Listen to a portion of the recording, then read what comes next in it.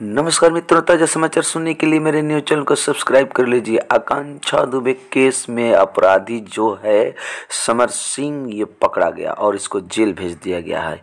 हाँ जी, यही समर सिंह है जो बहुत सुंदर भोजपुरी का एक्टर भी है, गायक है, नायक है। और ये आकांक्षा दुबे केस में यही अपराधी बताया गया है। आकांक्षा दुबे जो हीरोइन है, उसके माँ के द्वारा संजय सिंह और समर सिंह, ये दोनों भाई हैं और दोनों भाई को आरोपी ठहराया गया है। और उसके मां के एफआईआर दर्ज कराने के बाद पुलिस पकड़ ली है समर सिंह को और समर सिंह को जेल भेज दी है। आगे क्या क्या मोड़ आता है, क्या क्या होता है, हम आपको बताते रहेंगे।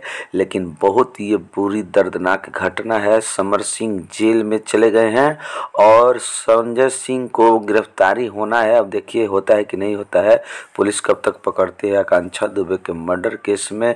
हालांकि लोग बता रहे थे कि जो आकांक्षा दुबे है वो आत्महत्या की थी, लेकिन उसकी मां के एफआईआर के दर्ज द्वारा अब इसको समर सिंह को जेल में भेज दिया गया है। आगे ताजा समाचार सुनाते रहेंगे, बने रहिए मेरे न्यूज।